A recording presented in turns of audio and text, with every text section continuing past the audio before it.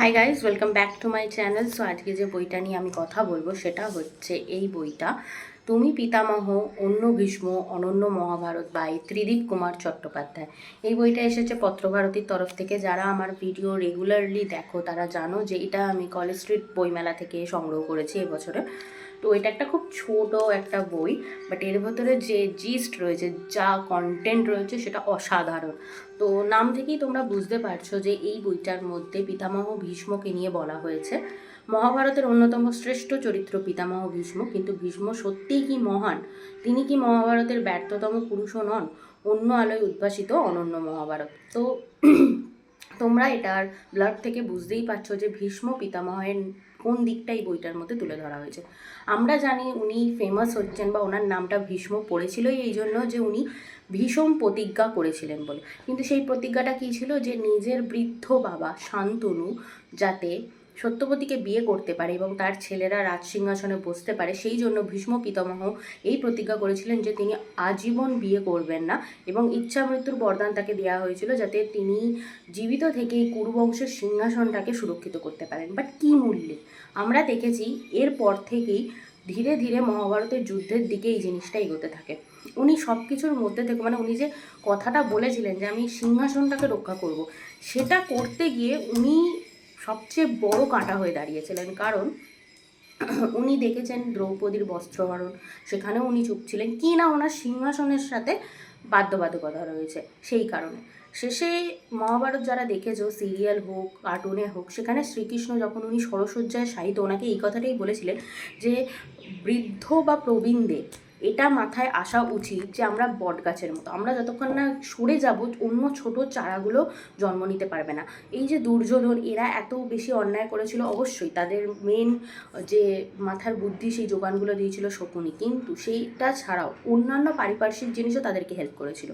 দুর্যোধনের এই ব্যাপারটা ছিল যে পিতামহ ভীষ্মকে কেউ হারাতে পারবে না, উনি আমার দলেই থাকবেন, আমি যাই অন্যায় করি না কেন উনি থাকবেন। কিন্তু আদেও যে সিংহাসনকে সুরক্ষিত করা, সেটা কিভাবে হয়? যদি তুমি ঠিকঠাক উত্তরাধিকারকে মানুষ করতে পারো, তাকে শাসন করতে পারো, তাকে ঠিকমতো শিক্ষা দিতে পারো, তবেই সেই সিংহাসনটা সুরক্ষিত হবে। ওই সিংহাসনে যে রাজা বসবে সে তার প্রজাদের দেখবে। বাট এটা আনফর্চুনেটলি হয়নি। উনি অনেক জায়গাতেই চুপ ছিলেন। তো এইটাই এই দিকটা তুলে ধরা হয়েছে কেন উনি চুপ ছিলেন। ওনাকে তো ব্যর্থও বলা যেতে পারে প্রথম থেকে শেষ অবধি। যখন উনি ওনার বৃদ্ধ বাবা শান্তনুর কথা ভাবলেন, অবশ্যই উনি ছেলের দায়িত্ব পালন করেছেন, বাট এটা না একদমই একটা আনন্যাচারাল, একটা যুক্তিহীন জিনিস। কারণ ওনার বাবা দুদিন পরেই মারা যাবেন, রাজা হিসাবে ওনার কর্তব্য ছিল যুক্তি দিয়ে এটা ভাবা যে আমি যদি আজকে আমার বাবার কথা শুনি, আমার বাবা মারা গেলে তারপরে উত্তরাধিকার আর কেরম হবে না হবে জানার দরকার নেই, আমি যখন ঠিকঠাক আমার সেই সিংহাসনে বসেই রাজদায়িত্ব পালন করা উচিত। কিন্তু উনি সেটা করেননি। এরপরও যখন ওনাকে বলা হয়েছিল ওনার যে ভাই বিচিত্র বীর্য সত্যবতীর যে ছেলে ছিল তার জন্য অম্বা, অম্বিকা, অম্বালিকা এই তিনজনকে তুলে আনার কথা, তখনও উনি রাজি হয়ে গেছিলেন। ওনার ভেতরে এই বিষয়টা এসেছিল যেটা ঠিক নয়, এটা উচিত না। কিন্তু যেহেতু উনি একটা আজ্ঞাবহ সৈনিকে পরিণত হয়েছিলেন, বলতে গেলে চাকরে, তো সেই কারণে উনি সেই অন্যায়টাকে প্রোটেস্ট করেনি, উনি এটা করে এনেছিলেন। এবং সেটার ফলস্বরূপই কিন্তু অম্বা নিজের আত্মাহুতি দিয়ে পরজন্মে ধ্রুপদের কন্যা হয়ে শিখণ্ডী হয়ে এসেছিলেন। তো এরকম অনেক ব্যাপার আছে যেখানে উনি চাইলেই না করতে পারতেন, উনি রুখে দাঁড়াতে পারতেন, কিন্তু ওনার প্রতিজ্ঞার জন্য উনি সেগুলো করেননি। তো সেই সব দিকগুলোই এখানে তুলে ধরা হয়েছে।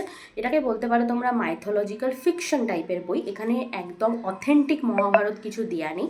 এখানে ভীষ্ম পিতামহের জন্মের পরে, ওনার আসল নাম ছিল দেবব্রত, যারা জানো না, পিতামহ ছিলেন যে অষ্টবসু হয়, তারা শ্রাপে এই পৃথিবীতে এসেছিলেন। গঙ্গা আর শান্তনু সন্তান হয়। প্রথম 7টা সন্তান গঙ্গা বিসর্জন দিয়ে দিয়েছিলেন, এবং এই শর্তই ছিল যদি শান্তনু প্রশ্ন করেন গঙ্গা চলে যাবেন। এবং যখন অষ্টম সন্তানকে উনি কোলে নিয়ে দেওয়ার চেষ্টা করছেন, তখন শান্তনু ওনাকে টুকেছিলেন। আর এই অষ্টম সন্তানই হচ্ছে ভীষ্ম পিতামহ। এনার এতটাই পাপ ছিল যে এনাকে মর্তে থেকে সেই পাপ স্খলন করতে হতো।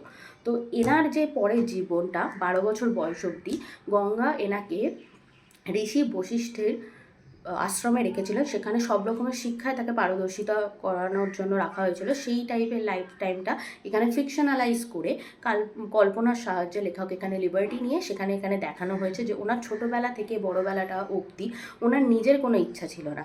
জন্ম হলো, মা ত্যাগ করলো, বাবার পরিচয় জানেন না, গুরু ঘরে যাকে মা বলে ডাকছেন অরুন্ধতিকে, তাকেও তিনি মা বললেও তার থেকে দূরে চলে আসতে হচ্ছে কর্তব্যের খাতিরে। তো প্রথম থেকেই ওনার নাটা কোনো দিনই মানে আসেনি।